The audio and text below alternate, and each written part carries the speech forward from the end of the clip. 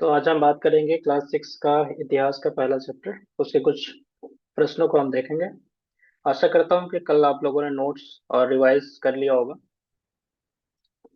तो चलिए हम शुरू करते हैं।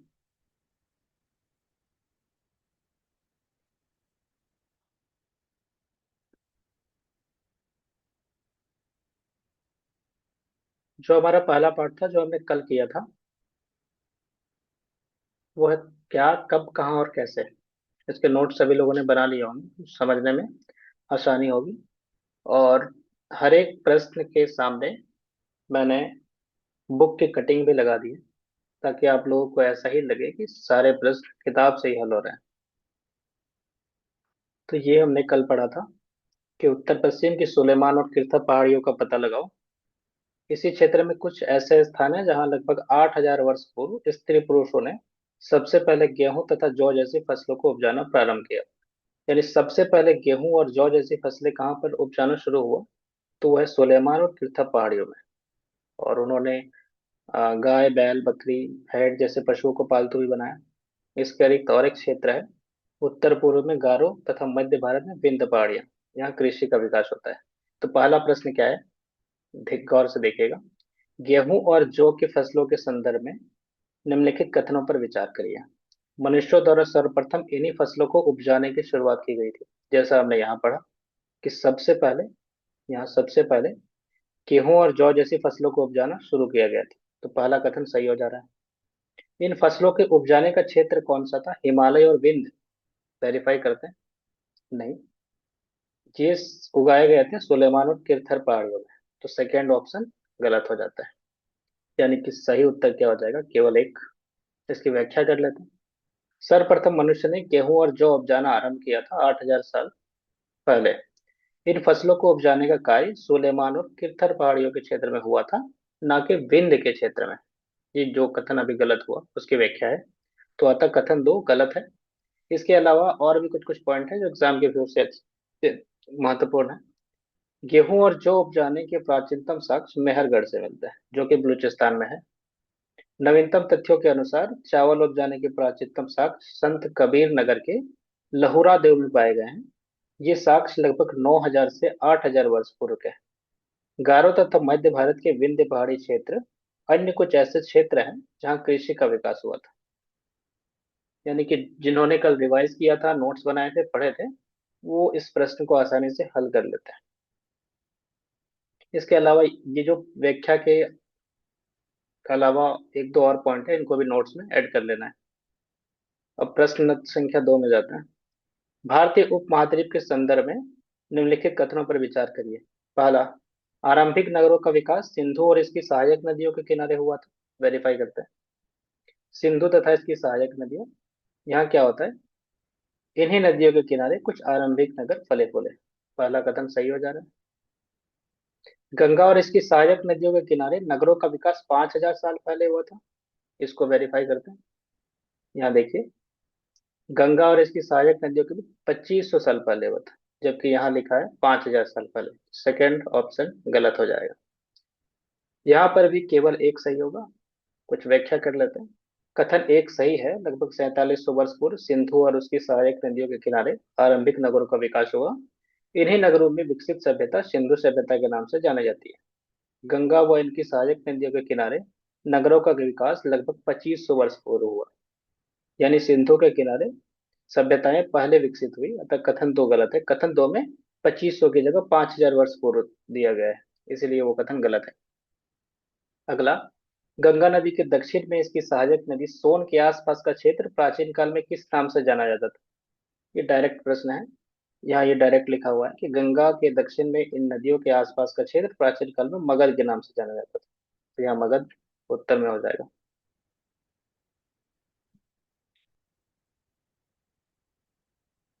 कुछ व्याख्या भी है। मगध प्राचीन काल का पहला बड़ा राज्य था। इसके शासक बहुत शक्तिशाली थे, हमने पाठ में ही पढ़ा था। उन्होंने एक विशाल राज्य को बनाया था या स्थापित किया था। मगध साम्राज्य का उत्कर्ष 6वीं शताब्दी में हुआ था। मगध साम्राज्य का वास्तविक संस्थापक बिंबिसार को माना जाता है। अगला देखते हैं।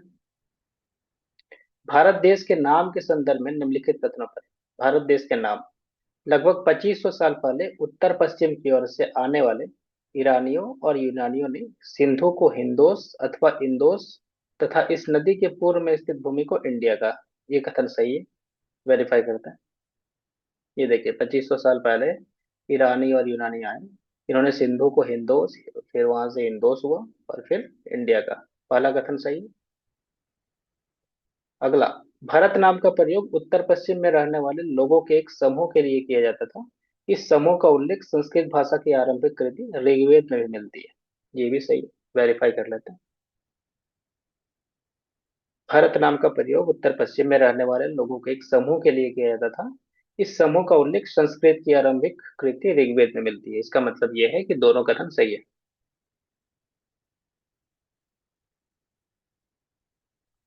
व्याख्या देख लेते हैं। उपयुक्त दोनों कथन सही है। उत्तर पश्चिम की ओर आने वाले ईरानियों और यूनानियों ने सिंधु को हिंदोस या इंदोस कहा। उन्होंने इस नदी के पूर्व में स्थित भूमि को इंडिया कहा। भारत नाम का प्रयोग उत्तर पश्चिम में रहने वाले लोगों के एक समूह के लिए किया जाता था। हम लोगों ने कल पढ़ लिया था बहुत अच्छे से ये। इस समूह का उल्लेख ऋग्वेद में मिलता है। ऋग्वेद संस्कृत की एक आरंभिक कृति या रचना है जो लगभग 3500 वर्ष पुरानी है। बाद में इसी भारत समूह के नाम पे देश का नाम भारत पड़ गया। तो जो भी यहाँ आपको एक्स्ट्रा पॉइंट लगे उसको भी आप नोट में ऐड कर लेना। अगला प्रश्न देखते हैं, पांडुलिपि के संदर्भ में है। तो यहाँ ध्यान देने योग्य बात है। कई छात्र यहाँ गलत कर लेते हैं। पांडुलिपि के संदर्भ में कौन सा कथन सही नहीं है, यहाँ फोकस करिएगा। नहीं है। कौन सा कथन सही नहीं है? पहला देखते हैं। अतीत में हाथ से लिखी गई पुस्तकें पांडुलिपि कहलाती है। ये सही है। हमें क्या ढूंढना है? सही जो नहीं है, तो ये तो सही है। अंग्रेजी में पांडुलिपि को मैन्युस्क्रिप्ट शब्द का प्रयोग होता था। लैटिन भाषा में मेनू का अर्थ हाथ होता है। ये भी सही है। हमें गलत को ढूंढना है। पांडुलिपियां ताड़ के पत्तों को काटकर अथवा हिमालयी क्षेत्र में उगने वाले भोज नामक पेड़ की छाल से विशेष तरीके से तैयार भोजपत्र में लिखी जाती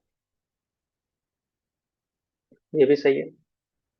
पांडुलिपियां केवल मंदिरों और बिहारों से प्राप्त होती है जो केवल संस्कृत भाषा में लिखी गई है।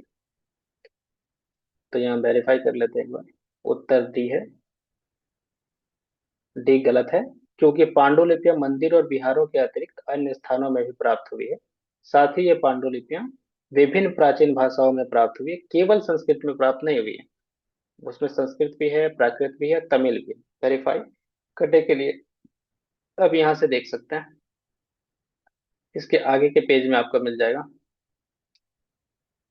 अगला देखते हैं। अभिलेख के संदर्भ में देखते हैं। पहला प्रश्न, ऐसे लेख जो केवल पत्थरों पर लिखे जाते हैं या उत्कीर्ण किए जाते हैं वो अभिलेख कहलाते हैं। गलत है। सिर्फ पत्थर पर नहीं, किसी भी कठोर सतह पे किसी चीज को अगर उकेरा जाता है तो वो अभिलेख कहलाता है। अभिलेख की परिभाषा देखिए। अभिलेख, ऐसे लेख पत्थर या धातु जैसे कठोर सतह पर, सिर्फ पत्थर नहीं, कोई भी धातु जो कठोर हो उस पर अगर किसी चीज को उकेरा जाए तो वो अभिलेख कहलाता है। तो पहला स्टेटमेंट गलत हो जाता है। कभी कभी शासक अथवा अन्य लोग अपने आदेशों को इस तरह उत्कीर्ण करवाते थे ताकि लोग उन्हें देख व पढ़ सके तथा उनका पालन कर सके। ये हमने कल भी बताया था। ये कथन सही हो जाएगा। कौन सा सही है? तो केवल दो।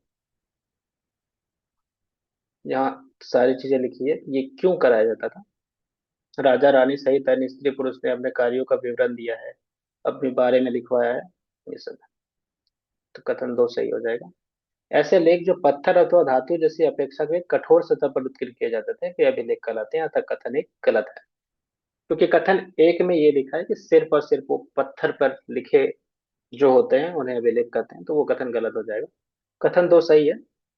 क्योंकि अभिलेखों में राजाओं, रानियों और अन्य लोगों के आदेश, कार्य विवरण, विषय आदि का उल्लेख किया जाता है। अगला प्रश्न देखते हैं।